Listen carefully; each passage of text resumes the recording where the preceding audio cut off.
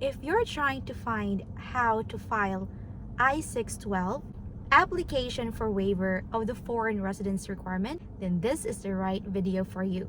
So let's dive in and let the journey begin.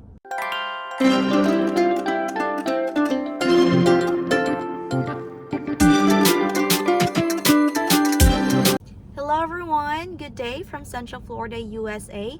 My name is Emmary and welcome to POWELLful Couple Journey, where we show you our random activities here. And for today's video, I am going to show you how I filed for my I-612. I am a J1 with 212E rule or home residency requirement in the Philippines. Now I have my green card thanks to getting a waiver with exceptional hardship waiver with my U.S. citizen spouse. You have to make sure that your form is not expired yet. Take a look at the top part of the first page of the I-612. You can print this PDF form through the USCIS.gov. Just type form I-612 or you can use Google. Just make sure that you are on the right website, USCIS.gov. Then if you are compelled to do it DIY, just like what I did, then you have to start by printing this, and you would need to print as well the instructions with the I-612 PDF. The reason for that is they need you to put a lot of evidences with this I-612. Remember, you are asking the USCIS for a waiver. Most of the J1 teachers have their lawyer because with this part, it's very crucial. And the immigration lawyer is there to help you navigate on how to do the step-by-step process. But I'm so thankful that based on our research, a lot of prayers, efforts with me and my husband put together, we have succeeded the I-612 waiver through exceptional hardship. Now I am sharing to you how I did it. With the first page on this form, you have to use a black ink. You need to fill out all the information using your I-94.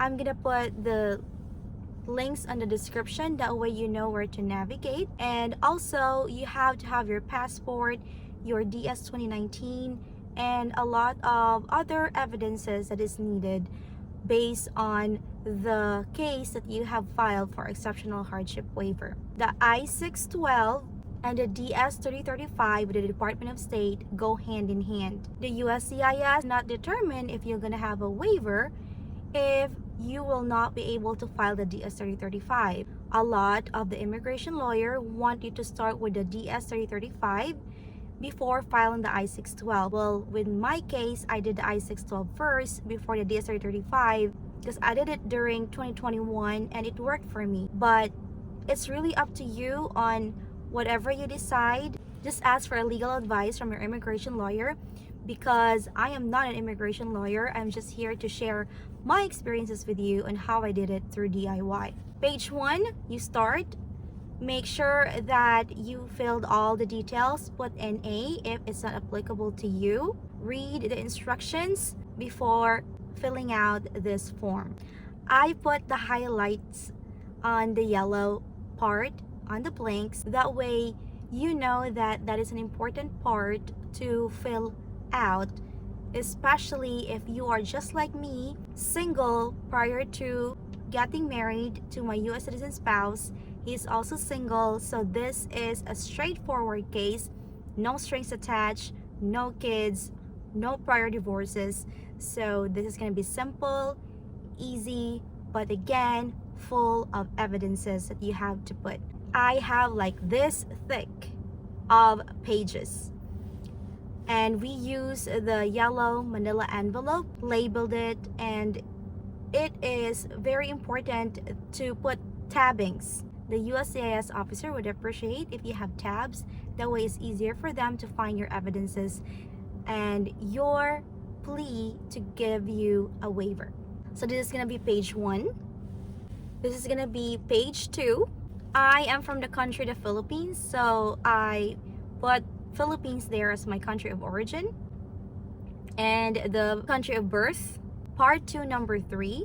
That is the reason why I'm subject to 212E rule. Where could you find that one? Look at your first DS 2019 where your U.S. Embassy officer stamped that you are subject to 212E rule because of those certain selections in your DS 2019. With mine, I had the number 3. Remember, I paid for my own agency, I paid for my visa sponsor, I paid for my plane tickets, I paid for everything. That's why I am part of the number 3 reason why I am subject to 212E rule. And what did I found out during this process? I'm so thankful that even though I paid out of my pocket and it's very expensive, when it comes to filing my waiver, it's easy because they are not going to ask me about Fulbright scholarship or any other government funding that might hinder my waiver process. So I'm so thankful that I did that part, even though it's very expensive at first, but it's all worth it if you got married to your U.S. citizen spouse and wanted to have your waiver to stay here with him and not fulfill the 2-year home residency requirement. You have to read the important advisory. Those are the evidences that you're going to be putting. Attach your statement detailing all of the evidences you have, explaining why you believe that you will be given your waiver. We have a website, POWELLfulCoupleJourney.com, where I'll show you my statement of reasons that I use with my I-612 and my DS-3035.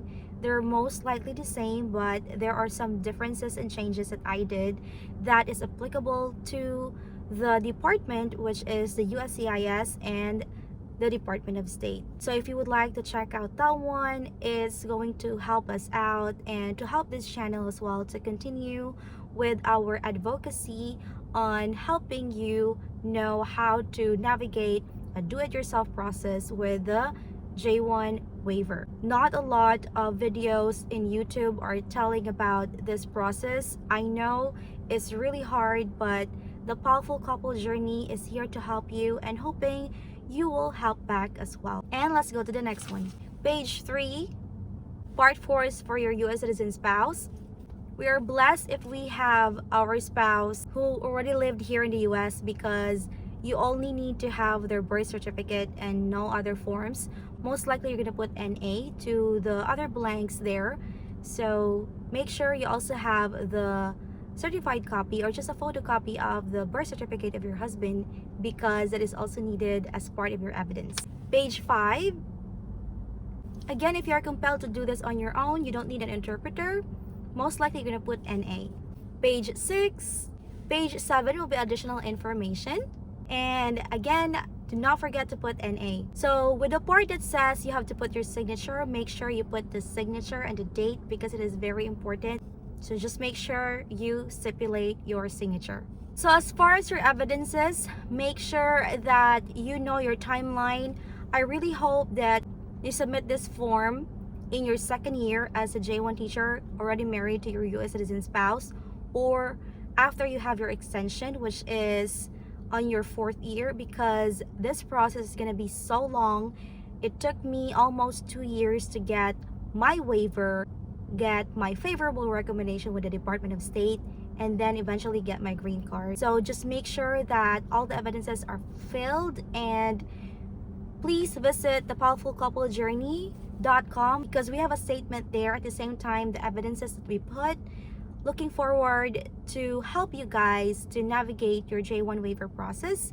And if you have an immigration lawyer, just follow what they say as they can give you legal advice. My channel right here is for you to follow if you would like to have a DIY or do-it-yourself process with your J1 waiver application. Please also visit our Facebook page, J1 Waiver Helping Hands, where we give ideas there on how to submit our applications and other immigration experiences from J1 Filipinos and other nationalities. If you find this video helpful, please don't forget to like, subscribe, and leave a comment on the comment section. That way we could address and help you with your process when it comes to the I-612 application for waiver. Thank you so much for watching. This is Emmary, and I'm looking forward for you to check out other videos that we have here. That way you know our timeline and how we did the process successfully as a J1 teacher, now a green card holder here in the United States of America. Thank you so much, and God bless everyone.